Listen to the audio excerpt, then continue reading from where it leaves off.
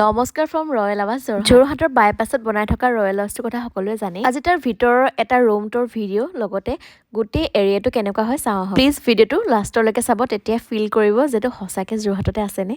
ইয়াৰ পৰা ষ্টাৰ্ট কৰিছোঁ ভিডিঅ'টো আৰু এইবিলাক ব্লক এ বি এনেকৈ আছে। সোমাই এটা পজিটিভ ভাইব পাব আপোনালোকে। আৰু আমাৰ ফেমিলিৰ যিটো ফ্লেট তাতে আমি আহি গৈছোঁ, ফিটা কটা হৈ গৈছে আৰু তাত তেওঁলোকে ইমান ধুনীয়াকৈ বেলুনছ লগতে বিহু লগাই ৱেলকাম কৰিছিলে, খুব ভাল লাগিলে। সেইকাৰণে ফাৰ্ষ্ট সোমাই এয়া লিভিং এণ্ড ডাইনিং ৰুম হয়। লগতে আছে এখন খুব ধুনীয়া বেলকনি, যিটো নেকি এটা ফ্লেটত অত্যন্ত প্ৰয়োজনীয় আৰু বিশেষকৈ ৰ'দটো যে এনেকৈ পৰি আছে নহয়, বিৰাট ভাল লাগে। বিশেষকৈ ঠাণ্ডা দিনত একাপ চাহৰ সৈতে ইয়াত বহাটো আমেজ একেবাৰে সুকীয়া। আৰু ইয়াতে ইণ্টেৰিয়ৰ ডিজাইন এতিয়ালৈকে কৰা নাই, মই কৰিলে তেতিয়াও দেখাম বাৰু। এতিয়া জাষ্ট আমাক চাবিটো দিছে, সেইবাবে আপোনালোকক মই ভিতৰখন দেখাইছোঁ। এয়া কিটচেন, যিটো নেকি প্ৰতিগৰাকী মহিলাৰ এটা সপোন, যাতে কিটচেনটো অকণমান ধুনীয়া হওক, হয়নে। এইফালে এয়া উইণ্ডো অপেন কৰিলে কোন আলহী আহিছে দেখা যাব।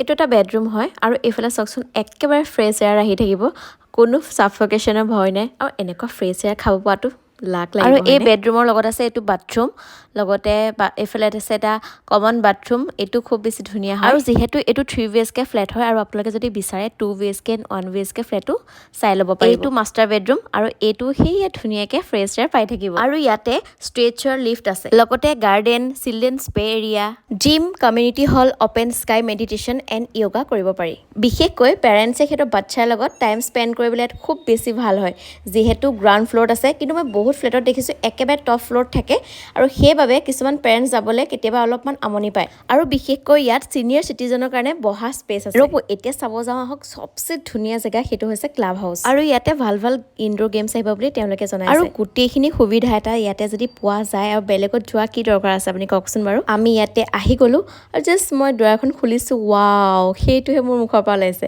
আপুনি বাচ্ছা লৈ আহক, ইয়াতে সিহঁতি ধুনীয়াকৈ খেলি থাকিব। আৰু এইফালে ৰাইজ যোৰহাট হয় জানো?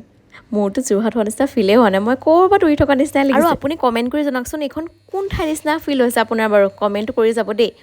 আৰু ইয়াতে আপুনি বহি আৰু মোৰ নিচিনাকৈ যদি ফটো ভিডিঅ' তুলি ভাল পায়, কথাই নাই, আপুনি মনৰ ইচ্ছাই ফটো এনেকৈ তোলে, তেনেকৈ তোলে, যেনেকৈ তোলে তুলি ল'ব পাৰে। আৰু ফটো মাৰি যদি ভাগৰ লাগিছে দেন AC ফেন লৈ বহি আছে আৰাম কৰি ল'ব। জেগা লোকেশ্যন খুব ধুনীয়া।